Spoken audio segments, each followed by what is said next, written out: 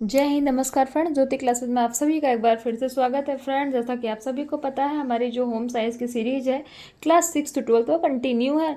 और उसमें हमने अभी तक हमारी जो क्लास 6 की बुक थी उसको हमने बहुत ही अच्छे से पढ़ लिया है।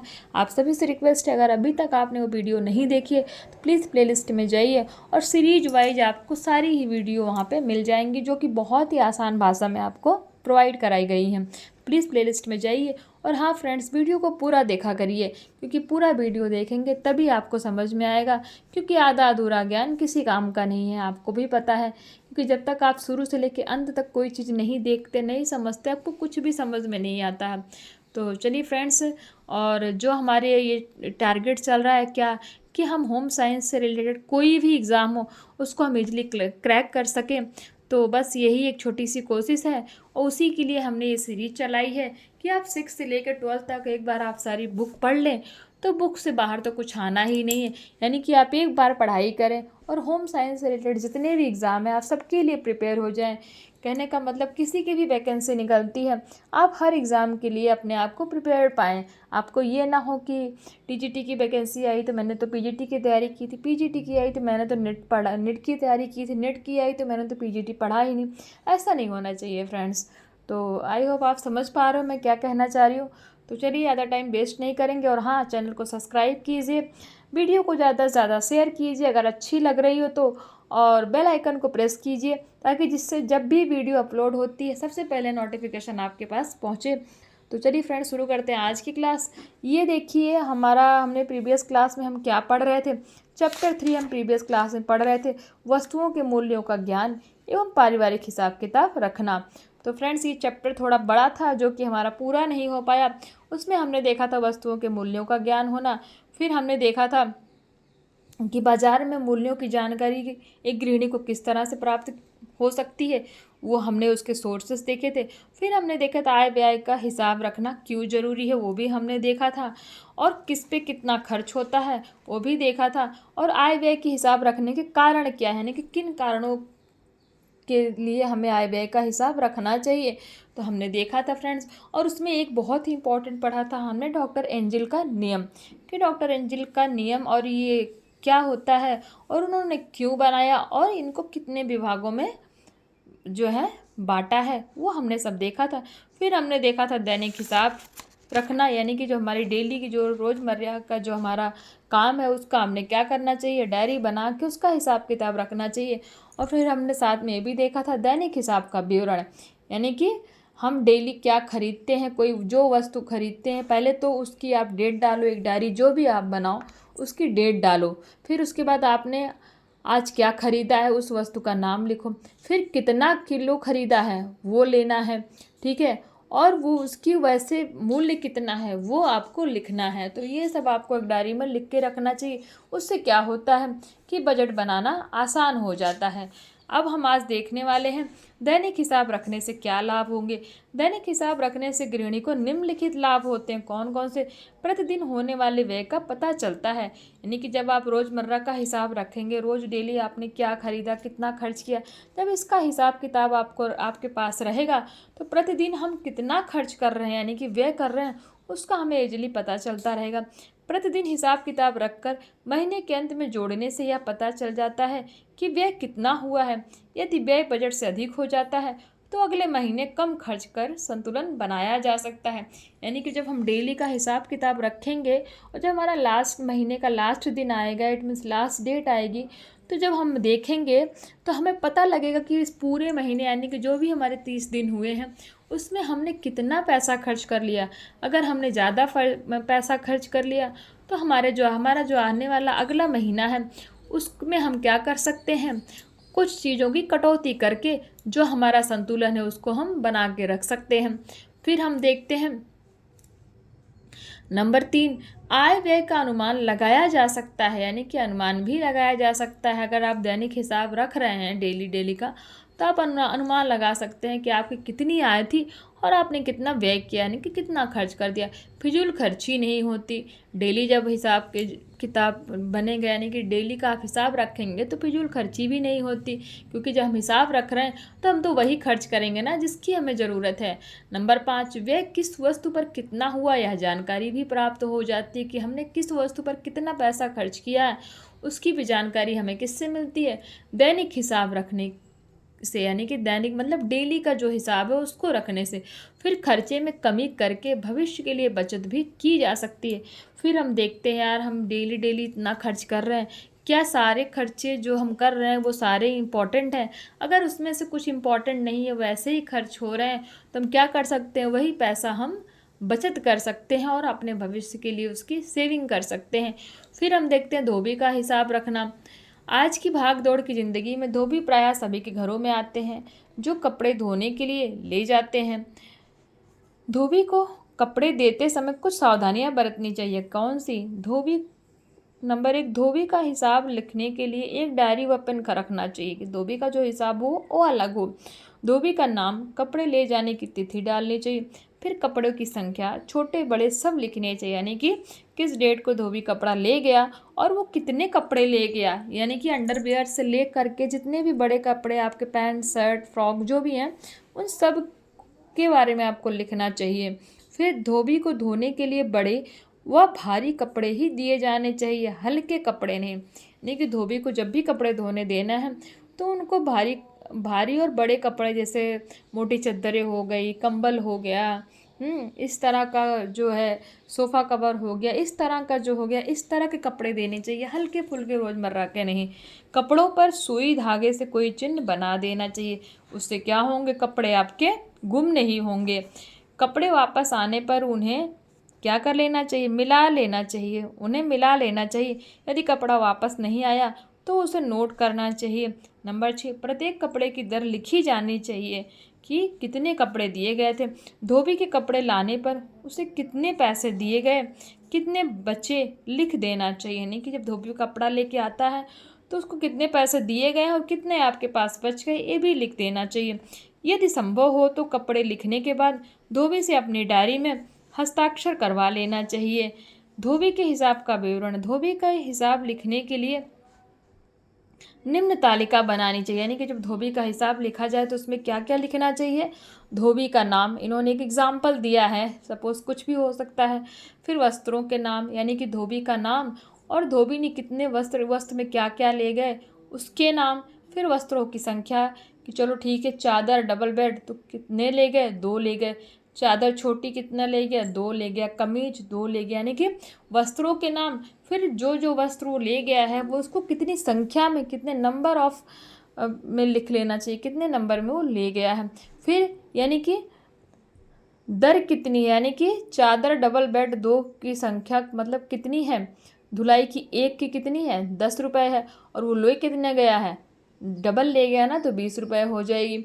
चादर छोटी की मतलब एक छोटी चादर की जब वो धुलाई करेगा तो कितने पैसे लेगा, कितने लेगा, 5 रुपये लेगा। और ले कितना गया है, 2 ले गया है तो 10 लेगा। तो मतलब ये, फिर उसके बाद कपड़े लाने की तिथि, और वो ठीक है ये सब तो देख लिया। अब वो कौन सी डेट को कपड़े ला रहा है, और अन्य में पिछली बार 2 पैंट नहीं आई, यानी कि क्या क्या वो लेके गया, क्या सारे कपड़े ले आया, और जो नहीं लाया वो अन्य में करके आप उसको लिख सकते हैं। यानी कि वो अलग से एक आप कॉलम बना सकते हैं, इसमें कितना ले गया कितना ले आया, ये सारी चीज़ें आपकी क्या हो, उसमें फीड हो। तो ये इस तरह आप धोबी को जब भी कपड़े देते हैं तो आप इसके भी हिसाब का एक विवरण बना सकते हैं। अब देखते हैं धोबी का हिसाब रखने से क्या लाभ होता है। धोबी को कितने कपड़े और कौन कौन से दिए गए इसका हिसाब रहता है। विवरण लिखने से कोई भी कपड़े की भूल नहीं होती। यदि हिसाब डायरी में लिखा है और कितने पैसे हुए हैं जब लिखा रहता है तो घर का कोई भी व्यक्ति कपड़ों का मिलान कर कपड़े ले सकता है।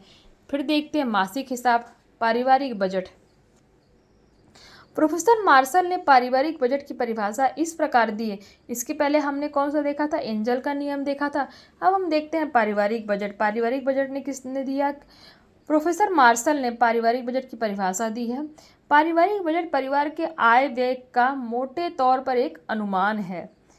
पारिवारिक बजट बनाना, परिवर्तन के कर्ता का नाम क्या है, अनंत रस्तोगी, स्थान इलाहाबाद, व्यवसाय। इन्होंने एक एग्जाम्पल दिया है कि पारिवारिक बजट जब बनाना है तो इस तरह बनाना है। व्यय की मतें, फिर दिया है धनराशि, फिर दिया है व्यय, यानी कि इन्होंने इनका जो है आय कितनी है पूरी, 12,000 रुपये है। और इनके परिवार में कितने सदस्य हैं? 3 पुरुष हैं और 4 स्त्रियां हैं। और इनका नाम क्या है? अनग रस्तोगी है। रहते कहाँ के हैं? इलाहाबाद के रहने वाले हैं। और इनका व्यवसाय क्या है, यानी कि इनका पेशा क्या है? ये अध्यापक है एक। तो ये अपने परिवार का बजट बना रहे हैं, ठीक है। इन्होंने अपने परिवार का बजट बनाया, जो कि हमें एग्जाम्पल के तौर पर दिखाया है। तो कितने सदस्य हैं? 3 पुरुष और 4 स्त्रियां, यानी कि इनके परिवार में टोटल 7 सदस्य हैं। तो देख लेते हैं। और इनकी आय कितनी है? 7 लोगों में कितना पैसा ये कमाते हैं? 12,000, यानी कि 12,000। तो देख लेते हैं। व्यय की मतें: भोजन, वस्त्र, मकान, पानी, बिजली, ईंधन, स्वास्थ्य एवं शिक्षा और घरेलू सेवाएं। यानी कि जिस पे पैसा खर्च होता है, व्यय होता है, वो सारी ये चीज़ें हैं: भोजन, वस्त्र, मकान, पानी, बिजली, ईंधन, स्वास्थ्य एवं शिक्षा, घरेलू सेवाएं। यानी कि इन सब पे क्या करते हैं? वो पैसा व्यय करते हैं। और कितने लोगों के बीच में? 7 लोगों के बीच में। और उनकी कमाई कितनी है? 12,000 है। देख लेते हैं। भोजन पर वो कितना व्यय करते हैं? 4,200 रुपये वो क्या करते हैं? अपनी कमाई, यानी कि 12,000 में से 4,200 रुपये वो क्या करते हैं? अपने भोजन पर व्यय करते हैं। यानी कि 35% अपनी आय का वो क्या करते हैं? अपने भोजन पर व्यय करते हैं। वस्त्र पर 1200, यानी कि 1,200 रुपये, यानी कि अपनी कमाई का 10%। मकान पर 2,400 रुपये, यानी क्योंकि मकान पे कितना खर्चा करते हैं हर महीने? 24, यानी कि 2,400 आय का। यानी कि परसेंट में आप देखो तो कितना? 20%। पानी, बिजली, ईंधन 1,200 रुपये और व्यय परसेंट में कितना होता है? 10%। स्वास्थ्य एवं शिक्षा पर 240 रुपीज़ और परसेंट में व्यय कितना होता है? 2%। घरेलू सेवाएं 240, परसेंट में व्यय कितना होता है? नेक्स्ट, मनोरंजन पर कितना करते हैं? 240 और परसेंट का कितना? 2%। बीमा भी वो करते हैं 240 रुपीज़ पर मंथ का, और परसेंट में देखा जाए तो 2% का। फंड उनका कितना है? 240 रुपीज़ कटवाते हैं। फिर उस पर कितना, यानी कि अपने कितना परसेंट? 2%।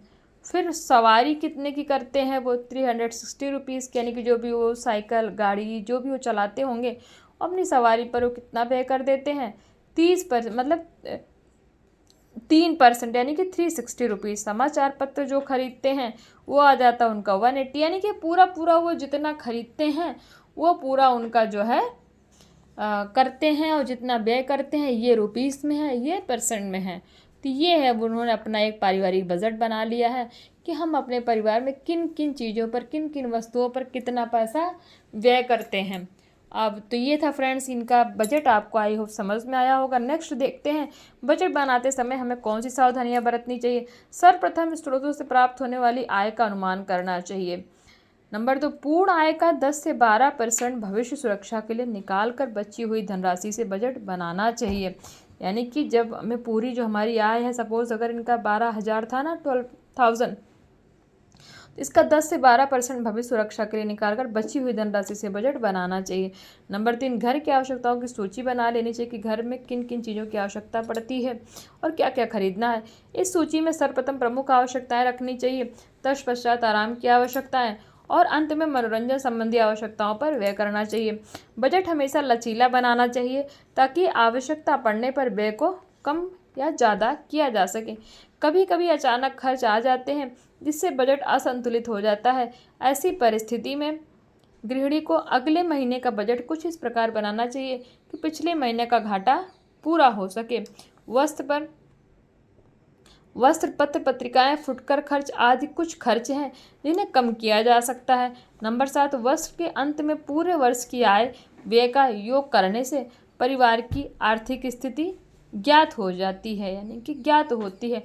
फ्रेंड्स ये था हमारा चैप्टर 3, और थोड़ा सा बड़ा था पर कोई बात नहीं, हमने कंप्लीट कर लिया, क्योंकि जैसे जैसे हमारी क्लासेस बढ़ती जाएंगी ना, हर टॉपिक का लेवल क्या होता जाएगा, हमने आपको पहले ही बताया, थोड़ा सा अप होता चला जाएगा।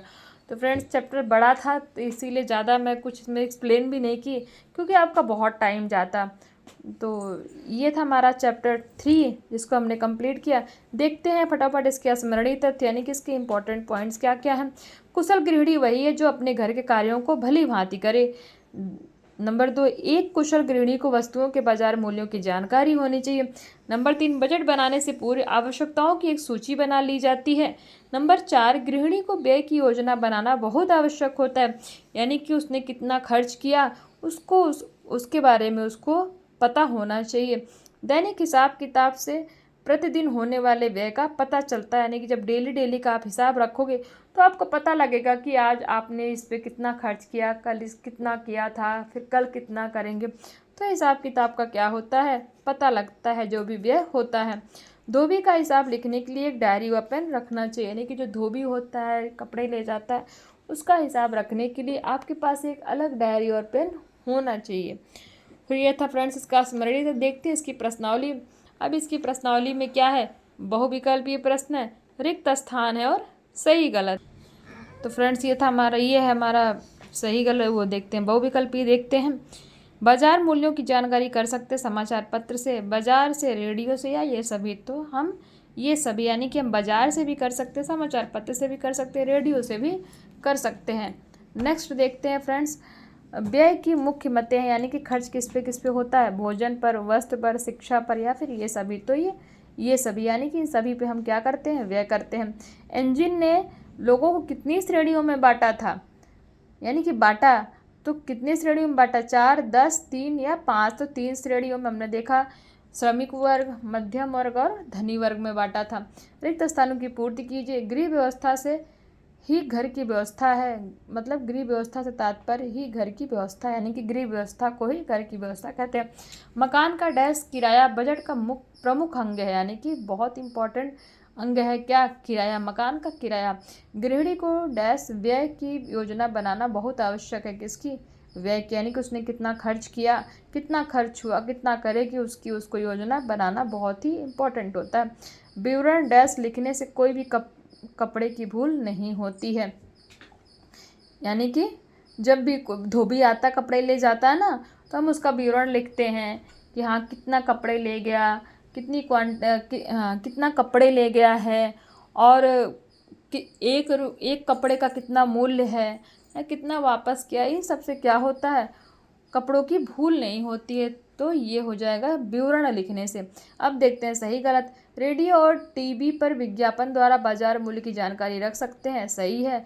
गृहिणी को व्यय की योजना बनाना आवश्यक नहीं होता, नहीं, व्यय की योजना बनाना आवश्यक होता है। ये स्टेटमेंट क्या हो जाएगा, गलत हो जाएगा।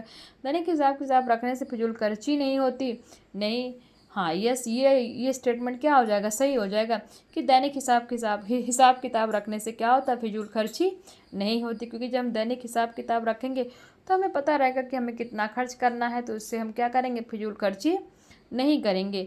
खर्चे में कमी करके भविष्य के लिए बचत की जा सकती है, यानी कि जो हमारा रोज़मर्रा का खर्चा है उसमें हम क्या कर सकते हैं, कमी करके रोज़मर्रा जो हमारी भविष्य की जो बचत है उसको हम कर सकते हैं। तो फ्रेंड्स ये था हमारा चैप्टर 3 का प्रश्नावली थी। आई होप आपको समझ में आया होगा। और हाँ, ये जो इसके अति लघु उत्तरीय प्रश्न है ना, और लघु उत्तरीय, दीर्घ उत्तरीय, मैं बार बार आपसे बोलती हूँ, प्लीज़ इसका स्क्रीनशॉट ले लीजिए और इसको सॉल्व किया करिए। आप पहले जो मैंने एक्सप्लेन कराया चैप्टर, पहले आप उसको देखा करिए, फिर आप ये जो आपके पास जो ये क्वेश्चन है ना, इनको सॉल्व करा करिए, और फिर देखिए कि आपसे क्वेश्चन सॉल्व हो रहे हैं कि नहीं हो रहे हैं। क्योंकि अगर क्वेश्चन सॉल्व हो रहे हैं तो इसका मतलब है कि आपके जो भी डाउट्स है वो क्लियर हो रहे हैं, और पॉइंट टू पॉइंट आपको हर टॉपिक समझ में आ रहा है। और अगर क्वेश्चन नहीं सॉल्व हो रहे हैं तो इट मीन्स आपको समझ में नहीं आ रहा है। तो फ्रेंड्स प्लीज़ इसका स्क्रीनशॉट लीजिए और इसको सॉल्व करिए, और सॉल्व करके मुझे आप लोग कमेंट के माध्यम से बताइए कि आपसे क्वेश्चन सॉल्व हो रहे हैं कि नहीं हो रहे हैं। नहीं हो रहे हैं तो प्लीज़ मुझे कमेंट कीजिए, मैं आपको इनके आंसर प्रोवाइड कराती हूँ। और हो रहा है तो ये भी बताइए कि हाँ मैम, जो आपने ये सीरीज़ चलाई है उससे हमें कुछ बेनिफिट मिल रहा है। तो ये था फ्रेंड्स हमारा आज का चैप्टर। बहुत बड़ा हो गया इसलिए इसको 2 भागों में हमने डिवाइड किया, नहीं तो मैं हमेशा यही करती हूँ, एक पार्ट में जो है आपको चैप्टर कराती हूँ और दूसरे में से कुछ मेमोरेबल फैक्ट्स और उसकी प्रश्नावली कराती हूँ। तो पर कोई बात नहीं फ्रेंड्स, थोड़ा बड़ा हो गया पर कोई नहीं। आपको ये है मुझे कि आपको चीज़ें समझ में आनी चाहिए, मेरा मेन मोटो वो है। तो फ्रेंड्स चलिए आज के लिए बस इतना ही, मिलते हैं नेक्स्ट क्लास में। और हाँ, वीडियो को ज़्यादा से ज़्यादा शेयर कीजिए चैनल को सब्सक्राइब कीजिए, बेल आइकन को प्रेस कीजिए, जिससे कि जब भी मैं कोई भी न्यू वीडियो अपलोड करती हूँ आपके पास सबसे पहले पहुँच जाए। चलिए फ्रेंड्स, मिलते हैं नेक्स्ट क्लास में। तब तक के लिए जय हिंद, नमस्कार।